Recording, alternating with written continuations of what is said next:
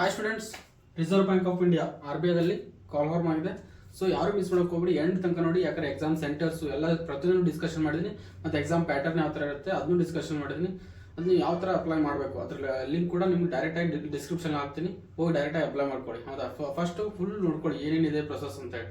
ಸುಮ್ಮನೆ ಡೈರೆಕ್ಟಾಗಿ ಹಾಕೋಕೆ ಹೋಗಬೇಡಿ, ಯಾಕಂದ್ರೆ ಫೋಟೋ ಒಂಥರ ಡಿಫ್ರೆಂಟ್ ಆಗಿ ಕೇಳ್ತಾರೆ, ಇಲ್ಲ ಸಿಗ್ನೇಚರ್ ಒಂಥರ ಡಿಫ್ರೆಂಟ್ ಬ್ಲ್ಯಾಕ್ ಆ್ಯಂಡ್ ವೈಟ್ ಕೇಳ್ತಾರೆ. ಸೊ ಅದನ್ನೆಲ್ಲ ನೀಟಾಗಿ ನೋಡ್ಕೊಳ್ಳಿ. ಒಬ್ಬೊಬ್ರು ಒಂದೊಂದು ನೋಟಿಫಿಕೇಶನ್ ಒಂದೊಂದು ಥರ ಇರುತ್ತೆ. ಸೊ ನೀವು ಡೈರೆಕ್ಟಾಗಿ ಏನೋ ಅದೊಂಥರ ಹಾಕ್ಬಿಡ್ತಾರೆ, ಏನೋ ಮತ್ತೆ ಎಕ್ಸಾಮ್ ಸೆಂಟರ್ಗೆ ಹೋದಾಗ ಏನೋ ಒಂದು ಪ್ರಾಬ್ಲಮ್ ಆಗಬಾರ್ದು. ಸೊ ಆದ್ರಿಂದ ಏನು ಸ್ಕಿಪ್ ಮಾಡೋದು ಪ್ರತಿಯೊಂದು ನೀಟಾಗಿ ನೋಡ್ಕೊಳ್ಳಿ. ಸೊ ಬನ್ನಿ ನೋಡೋಣ. ನಾನು ಫಸ್ಟ್ ಟೈಮ್ ಏನಾದ್ರು ನೋಡ್ತಿದ್ರೆ ಚಾನಲ್ನ ಸಬ್ಸ್ಕ್ರೈಬ್ ಮಾಡ್ಕೊಳ್ಳಿ ಆ್ಯಂಡ್ ಪಕ್ಕದಲ್ಲಿರೋ ಬೆಲ್ ಐಕನ್ನ ಕ್ಲಿಕ್ ಮಾಡ್ಕೊಳ್ಳಿ. ಸೊ ಇಲ್ಲಿ ನೋಡಿ, ಟೋಟಲ್ ವೇಕೆನ್ಸೀಸ್ ಬಂದ್ಬಿಟ್ಟು 3 ಟೈಪ್ ಆಫ್ ಪೋಸ್ಟ್ ಇದಾವೆ. ಆಫೀಸರ್ ಗ್ರೇಡ್ ಬಿ DR ಅಂತ ಕರೀತಾರೆ. Officers grade B DR DE PR. ಹೌದಾ, ಒಂದು ಜನರಲ್, ಒಂದು DE PR, ಇನ್ನೊಂದು officer grade level B DR DS IM ಅಂತ ಹೇಳಿ. ಹೌದಾ, 3 ಥರ ಪೋಸ್ಟ್ ಕಾಲ್ ಮಾಡಿದ್ದಾರೆ. ಸೊ ಜನರಲ್ಗೆ ಇಲ್ಲಿ 35 ಪೋಸ್ಟ್ ಇದಾವೆ ಆ್ಯಂಡ್ ಇಲ್ಲಿ 6, ಇದು 10. ಹೌದಾ, ಸೊ ಟೋಟಲ್ 51. EWSಗೆ 8, ಆಮೇಲೆ 1, 1, 10. ಸೊ ಬೆಟರ್ ನೀವು ಜನರಲ್ ಕ್ಯಾಡ್ರಿಗೆ ಅಪ್ಲೈ ಮಾಡೋದು ಒಳ್ಳೆಯದು, ಯಾಕಂದ್ರೆ ನಿಮಗೆ ಜಾಸ್ತಿ ಪೋಸ್ಟ್ ಇದಾವೆ. 35 ಜನರಲ್ದವ್ರಿಗೆ, ಆಮೇಲೆ OBC 19 ಇದಾವೆ, SC STಗೆ 15+6 ಇದಾವೆ. Total 83 post. ಹೌದಾ, ಟೋಟಲ್ ಇದು ಹೈಯೆಸ್ಟ್ ಇರೋದು ಪೋಸ್ಟು. ಸೊ ಅದಕ್ಕೆ ಅಪ್ಲೈ ಮಾಡಿ. ಹೌದಾ, so officer grade B general ಕ್ಯಾಡ್ರಿಗೆ ಅಪ್ಲೈ ಮಾಡಿ, ಯಾಕಂದ್ರೆ 83 ಪೋಸ್ಟ್ ಇದಾವೆ. ಇವೆಲ್ಲ 17, 17 ಮತ್ತು 20 ಪೋಸ್ಟ್ ಇದಾವೆ. ಟೋಟಲ್ ನಿಮಗೆ 120 ಪೋಸ್ಟ್ ಇದಾವೆ. ಹೌದಾ, ಸೊ ನೆಕ್ಸ್ಟ್ ಇನ್ಫಾರ್ಮೇಶನ್ ಅಂತ ಬಂದರೆ, ಸೊ ನಾನು ಇದರಲ್ಲಿ ಇಂಪಾರ್ಟೆಂಟ್ ಇರೋದು ಮಾತ್ರ ಹೇಳ್ತೀನಿ, ಸುಮ್ಮನೆ ಇವೆಲ್ಲ ಉದ್ದಕ್ಕೆ ಓದ್ಕೋಕ್ ಹೋಗಲ್ಲ, ಯಾಕಂದ್ರೆ ನಿಮ್ಗೆ 60-70 ಪೇಜ್ ನೋಟಿಫಿಕೇಶನ್ ಇರುತ್ತೆ. ಸೊ ಇಲ್ಲಿ ನೋಡಿ, application submission date, important date start already September 10ಗೆ ಸ್ಟಾರ್ಟ್ ಆಗಿದೆ. ಆಮೇಲೆ ಅಪ್ ಟು ಎಷ್ಟಾಗಿದೆ September 30, 2025 ಮಟ್ಟ ಟಿಲ್ 6 PM ತನಕ ಟೈಮ್ ಇದೆ. ಓವರ್ ನೋಡಿ, ಪ್ರತಿಯೊಂದೊಂದು ಎಕ್ಸಾಮಲ್ಲಿ ಹೆಂಗೆ ಕೊಟ್ಟಿರ್ತಾರೆ ಗೊತ್ತಾ, ನೋಟಿಫಿಕೇಶನಲ್ಲಿ ಟಿಲ್ ನೈಟ್ 12 o'clock ಕೊಟ್ಟಿರ್ತಾರೆ, ಇಲ್ಲಿ 6 PM ಇದೆ. ಸೊ ನೀವೇನು ಮಾಡ್ತಾರೆ, ಒಂದ್ಸಲ ಲಾಸ್ಟ್ ಇದೆ 12 ಗಂಟೆ ಬಿಡ ಟೈಮ್ ಇದೆ, ವಿಡಿಯೋ ನೋಡೋಣ ನೆಗ್ಲೆಕ್ಟ್ ಮಾಡಿಬಿಡ್ತಾರೆ, ಅದರಲ್ಲಿ ನಿಮ್ಗೆ ಕ್ಲೋಸ್ ಆಗಿಬಿಟ್ಟಿರುತ್ತೆ. ಅದಕ್ಕೆ ಪ್ರತಿಯೊಂದು ನೀಟಾಗಿ ನೋಡ್ಕೊಳ್ಳಿ ಅಂತ ಹೇಳೋದು, ಸ್ಕಿಪ್ ಮಾಡೋಕೆ ಹೋಗಬೇಡಿ. So next date of examination ನಡೆಯೋ ಡೇಟ್ಸು. Phase 1 ಎಕ್ಸಾಮು ನಿಮಗೆ 18, 2025 ಅಂತ ಹೇಳಿದ್ದಾರೆ. ಆಮೇಲೆ Phase 2 and 3 ಎಕ್ಸಾಮ್ಗೆ October 6, 2025 ಅಂತ. ಇವು ಡೇಟ್ ಸ್ವಲ್ಪ ಹೆಚ್ಚು ಕಮ್ಮಿ ಆಗ್ತವೆ, ಯಾಕಂದ್ರೆ ಅವರು ಟೆಂಟೇಟಿವ್ ಅಂತ ಕೊಟ್ಟಿರ್ತಾರೆ. ಸೊ ಒಂದು 5 ದಿನ, 10, ಒಂದು ತಿಂಗಳು ಹೆಚ್ಚು ಕಮ್ಮಿ ಆಗ್ತವೆ, ಒಂದು ಮಂತ್ ಹೆಚ್ಚು ವೇರಿಯೇಷನ್ ಇಟ್ಕೊಳ್ಳಿ ಅಷ್ಟೇ. ಸೊ ನೆಕ್ಸ್ಟ್ Phase 1, Phase 2 ಎರಡು ಕೂಡಿಸಿ ಇನ್ನೊಂದು ಲಾಸ್ಟ್ ಎಕ್ಸಾಮ್ Phase 3 ಅಂತ ಎಕ್ಸಾಮ್ ಇರ್ತದೆ, ಅದು October 19, 2025 ಅಂತ ಕೊಟ್ಟಿದ್ದಾರೆ. ಆಮೇಲೆ ಅದು ನಿಮಗೆ ಎಲ್ಲ Phase 2 ಇದಕ್ಕೂ ಡಿಫ್ರೆಂಟ್ ಇದಾವೆ. ಆಫೀಸರ್ ಲೆವೆಲ್ 3 ಆಫೀಸರಿಗೂ ಬೇರೆ ಬೇರೆ ಎಕ್ಸಾಮ್ ಈಗಲೇ ಹೇಳ್ತಾ ಇದ್ದೀನಿ. ಹೌದಾ, ಸೊ ನೆಕ್ಸ್ಟ್ Phase 2, ಆಮೇಲೆ ಇದರಲ್ಲಿ ಫಸ್ಟ್ ಆ್ಯಂಡ್ ಸೆಕೆಂಡ್ ಅದು December 7, 2025 ಆಗ ನಡೆಸ್ತಾರೆ. ಸೊ ಆಲ್ಮೋಸ್ಟ್ ಡೇಟ್ ಸೇಮ್ ಆಗಿ ಕೊಟ್ಟಿದ್ದಾರೆ ಅನಿಸುತ್ತೆ ನೋಡಿ. ಇಲ್ಲಿ October 18 ಇದೆ, ಇದು December 6 ಇದೆ, ಇದು October 19 ಇದೆ, ಇದು December 7. ಸೊ ಇವೆರಡು ಸೇಮ್ ಟೈಮ್ ನಡೀತಾರೆ. ಯಾವುದು DE PR ಪೋಸ್ಟು ಮತ್ತು DSM-IM ಪೋಸ್ಟು ಎರಡಕ್ಕೂ ಡೇಟ್ ಸೇಮ್ ಕೊಟ್ಟಿದ್ದಾರೆ. ಅದಕ್ಕೊಂದಕ್ಕೆ ಡೇಟ್ 1-2 ಡೇಸ್ ಹೆಚ್ಚು ಕಮ್ಮಿ ಕೊಟ್ಟಿದ್ದಾರೆ. ಸೊ ನೋಡ್ಕೊಳ್ಳಿ. ಸೊ ನೆಕ್ಸ್ಟ್ ಬಂದ್ಬಿಟ್ಟು ನ್ಯಾಷನಾಲಿಟಿ ಇಂಡಿಯನ್ ಆಗಿರಬೇಕು. ಏಜ್ ಲಿಮಿಟ್ ನಿಮಗೆ September 2, 1995 ಆದಮೇಲೆ ಹುಟ್ಟಿ 2000 September 4 ಒಳಗಡೆ ಹುಟ್ಟಿರಬೇಕು. ಇದೊಂದು ನೋಡ್ಕೊಳ್ಳಿ. 2004 ಮೇಲೆ ಹುಟ್ಟಿದವ್ರು ಅಪ್ಲೈ ಮಾಡೋಕೆ ಹೋಗ್ಬೇಡಿ, ಯೂಸ್ ಇಲ್ಲ. ಮತ್ತು 1995 ಒಳಗಡೆ ಬರ್ತದವ್ರು ಅಪ್ಲೈ ಮಾಡೋಕೆ ಹೋಗ್ಬೇಡಿ. ಅರ್ಥ ಆಯ್ತಾ? ಸೊ ಇವತ್ತು ಈ ಥರ ಎಲ್ಲ ಇರ್ತವೆ. ಸೊ ಸುಮ್ಮನೆ ನೀವು ಏನೋ ನಂದು ಆಗುತ್ತೆ ಅನ್ಕೊಂಡು ಅಪ್ಲೈ ಮಾಡಿಬಿಡ್ತೀರ, ಅಲ್ಲಿ ಏಜ್ 13 years ಅಷ್ಟೇ ಇರೋದು. ಸೊ ಕನ್ಫ್ಯೂಷನ್ ಅದೊಂದು ಅದ್ರೊಳಗಡೆ ಈ ಥರ ಇದನ್ನ ಕೊಟ್ಟರೆ ಇದನ್ನ ನೋಡ್ಕೋಬೇಕು. ಇದನ್ನ ನೋಡ್ಕೊಳ್ಳೋದೇ ನೀವು ಅಪ್ಲೈ ಮಾಡಿಬಿಟ್ರೆ ಪ್ರಾಬ್ಲಮ್ ಆಗುತ್ತೆ. ಸೊ ನೆಕ್ಸ್ಟ್ ಬಂದ್ಬಿಟ್ಟು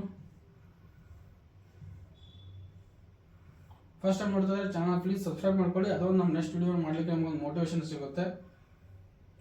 ಇನ್ನೇನು ಕ್ವಾಲಿಫಿಕೇಶನ್ ನೋಡಿ. ಹೌದಾ, ಕ್ವಾಲಿಫಿಕೇಶನ್ ಅಂತ ಬಂದ್ಬಿಟ್ರೆ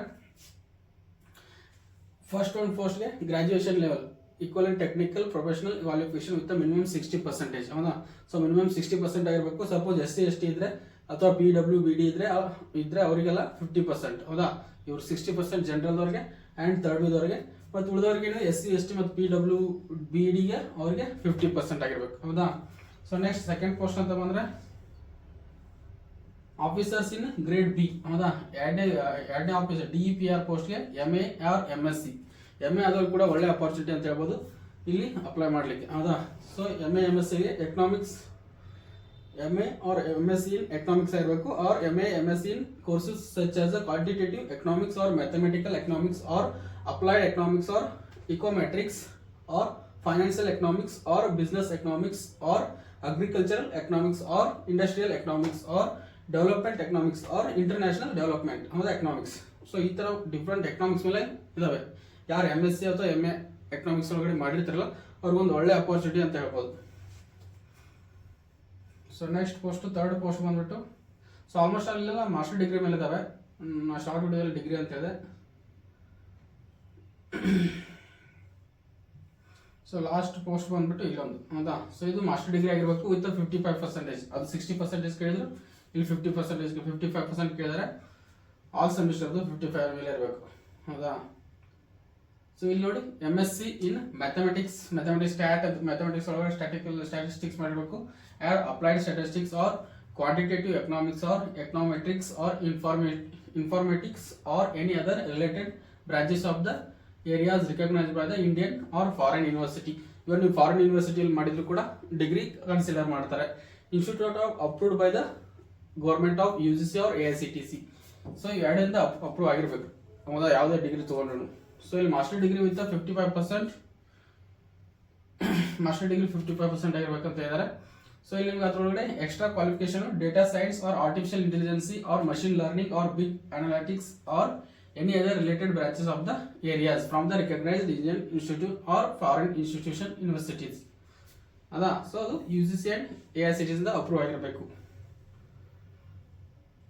ಅಥವಾ ಸಪೋಸ್ ನೀವು ಡಿಗ್ರಿ ಅಂದ್ರೆ ಇಲ್ಲಿ ಬಂದ್ಬಿಡಿ, ಡಿಗ್ರಿ ಮೇಲೆ ಕೂಡ ಅಪ್ಲೈ ಮಾಡ್ಬೋದು ಅಂತಿದೆ. ಸೊ ಡಿಗ್ರಿ ಅಂದ್ರೆ 4 ಇಯರ್ ಡಿಗ್ರಿ ಇದ್ರೆ ಮಾತ್ರ ಅಪ್ಲೈ ಮಾಡ್ಬೋದು ಹೌದಾ. ನಮ್ದು ಆಕ್ಚುಲಿ NEP ದಲ್ಲಿ ಇತ್ತಲ್ಲ 4 ಇಯರ್ ಡಿಗ್ರಿ, ಆ ಡಿಗ್ರಿ ಆಗಿದ್ರೆ ನೀವು ಡಿಗ್ರಿ ಆದ್ರೂ ಕೂಡ ಅಪ್ಲೈ ಮಾಡ್ಬೋದು. ಸೊ ಆದ್ರಿಂದ ನಾನು ಡಿಗ್ರಿ ಅನ್ಕೊಂಡು ಇದು ಮಾಡಿದ್ದು ಅಷ್ಟೇ ಹೌದಾ. 4 ಇಯರ್ ಡಿಗ್ರಿ ವಿತ್ ಮಿನಿಮಮ್ 60% ಹೌದಾ. ಸೊ ನಿಮಗೆ 4 ಇಯರ್ ಡಿಗ್ರಿ ಆದ್ರೂ ಕೂಡ ಅಪ್ಲೈ ಮಾಡ್ಬೋದು. ನಮ್ಮ ಕರ್ನಾಟಕದಲ್ಲಿ ಅದನ್ನ NEP ಅದನ್ನ ಏನು ಮಾಡಲಿಲ್ಲ. ಸೊ ಅದು ನಿಮ್ಗೆ ಐ ಥಿಂಕ್ ಯಾರ್ದು 4 ಇಯರ್ಸ್ ಡಿಗ್ರಿ ಇಲ್ಲ ಅನ್ಸುತ್ತೆ. ಆಲ್ಮೋಸ್ಟ್ ಎಲ್ಲರೂ 3 ಇಯರ್ಸ್ ಡಿಗ್ರಿನೇ ಇರೋದು ಹೌದಾ.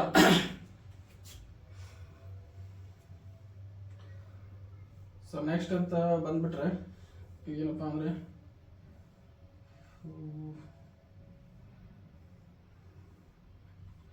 ವೇಟ್ ಮಾಡಿ,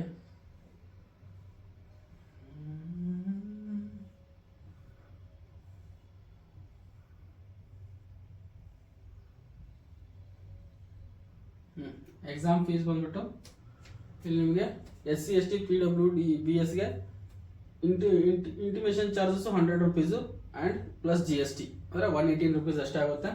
ಆದರೆ ಜನರಲ್ ಮತ್ತು OBC ಮತ್ತು EWC ಅವರಿಗೆ 850 ಪ್ಲಸ್ 18% GST, ಅದೊಂದು 100-200 ರೂಪೀಸ್ ಆಗುತ್ತೆ ಹೌದಾ. ಸೊ ಅರೌಂಡ್ ಒಂದು 1000 ಒಳಗಾಗುತ್ತೆ. ಇವ್ರಿಗೆ 118 ರೂಪೀಸ್ ಅಷ್ಟೇ ಆಗುತ್ತೆ. ಆ್ಯಂಡ್ ಅಕಸ್ಮಾತ್ ನೀವು ಸ್ಟಾಫ್ ಆಗಿದ್ರೆ ಅಂದರೆ ಇನ್ ಡಿಪಾರ್ಟ್ಮೆಂಟ್ ಅವ್ರು ಆಗಿದ್ರೆ ಅವರಿಗೆ ಮಾತ್ರ ಯಾವ ಫೀಸ್ ಇರಲ್ಲ ಹೌದಾ. ಸಪೋಸ್ ಆರ್ಬಿಐದಲ್ಲಿ ವರ್ಕ್ ಮಾಡ್ತಿಲ್ಲ ಅವ್ರಿಗೆ ಅಪ್ಲೈ ಮಾಡ್ಬೋದು without any fees. Exam centres ನೋಡಿ ಕಂಪ್ಲೀಟ್ ಮಾಡ್ಕೊಬೇಡಿ, ಎಕ್ಸಾಮ್ ಸೆಂಟರ್ಸು ತುಂಬ ಇಲ್ಲ. ಕರ್ನಾಟಕ ಇಲ್ಲಿ ನೋಡಿ. ಸೊ ಕರ್ನಾಟಕ ಬಂದ್ಬಿಟ್ಟು ಫಸ್ಟ್ ಪೇಪರ್ಗೆ ಬೆಂಗಳೂರು, ಕಲಬುರಗಿ, ಹುಬ್ಬಳ್ಳಿ, ಧಾರವಾಡ, ಮಂಗಳೂರು ಆ್ಯಂಡ್ ಮೈಸೂರು, ಶಿವಮೊಗ್ಗ, ಉಡುಪಿ ಮತ್ತು ಹಾಸನ ಇಲ್ಲ. ನಮ್ಮ ಸ್ಟೂಡೆಂಟ್ಸ್ ನನ್ನ ಬೈತಾ ಇರ್ತಾರೆ, ನೀವು ಎಕ್ಸಾಮ್ ಸೆಂಟರ್ ಯಾವುದು ಇಲ್ಲ ಹಾಸನ ಇದ್ದದ್ದು ಹೇಳೋದೇ ಇಲ್ಲ ಅಂತೇಳಿ. ಸೊ ನೆಕ್ಸ್ಟ್ ಫಸ್ಟ್ ಪೇಪರ್ಗೆ ಅಷ್ಟಾದರೆ ಸೆಕೆಂಡ್ ಪೇಪರ್ಗೆ ಬೆಂಗಳೂರು ಮೈಸೂರು ಮಾತ್ರ ಇರುತ್ತೆ, ಅಲ್ಲಿ ಮಾತ್ರ ಹೋಗಿ ಅಪ್ಲೈ ಮಾಡಬೇಕು. ಆ್ಯಂಡ್ ಥರ್ಡ್ ಪೇಪರ್ಗೂ ಕೂಡ ಬೆಂಗಳೂರು ಮೈಸೂರೇ ಇರುತ್ತೆ ಹೌದಾ. ಸೊ ನೋಡಿ ಥರ್ಡ್ ಪೇಪರ್ ಕೂಡ ಬೆಂಗಳೂರು ಮೈಸೂರು. ಇಷ್ಟು ಇನ್ಫಾರ್ಮೇಷನ್ ಸಾಕು ಅನ್ಕೊಂಡಿದ್ದೀನಿ.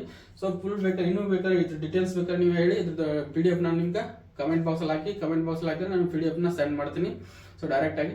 ಸೊ ಫಸ್ಟ್ ಟೈಮ್ ಏನಾದ್ರು ವಿಡಿಯೋ ನೋಡ್ತಾ ಇದ್ರೆ ಚಾನಲ್ನ ಸಬ್ಸ್ಕ್ರೈಬ್ ಮಾಡ್ಕೊಳ್ಳಿ, ಹಾಗೆ ಪಕ್ಕದಲ್ಲಿರೋ ಬೆಲ್ ಐಕಾನ್ ಕ್ಲಿಕ್ ಮಾಡಿ. ಯಾಕಂದರೆ ಡೈಲಿ ನಾನು ಇದೇ ಥರ ಜಾಬ್ ಅಪ್ಡೇಟ್ಸ್ ಕೊಡ್ತಾ ಇರ್ತೀನಿ. ಡೈಲಿ 1 or 2 ಜಾಬ್ ಅಪ್ಡೇಟ್ಸ್ ಬಂದೇ ಬರ್ತವೆ, IT or non IT or government ಹೌದಾ, ಯಾವ್ದು ಬೇಕಾದ್ರೂ ಅಪ್ಡೇಟ್ ಕೊಡ್ತಾ ಇರ್ತೀನಿ. ಸೊ ಆದ್ದರಿಂದ ಚಾನಲ್ ಸಬ್ಸ್ಕ್ರೈಬ್ ಮಾಡ್ಕೊಳ್ಳಿ, ಅದೇ ನಮ್ಗೆ ಒಂದು ಮೋಟಿವೇಶನ್ ನೆಕ್ಸ್ಟ್ ವಿಡಿಯೋ ಮಾಡ್ಬಿಟ್ಟೆ ಅಂತ ಹೇಳ್ತಾ. So thank you. ಯಾರು ಅಪ್ಲೈ ಮಾಡ್ತಿಲ್ಲ ಅವ್ರಿಗೆ ಆಲ್ ದ ಬೆಸ್ಟ್ ಹೇಳ್ತಾ ಇದ್ದೀನಿ. ಬಾಯ್.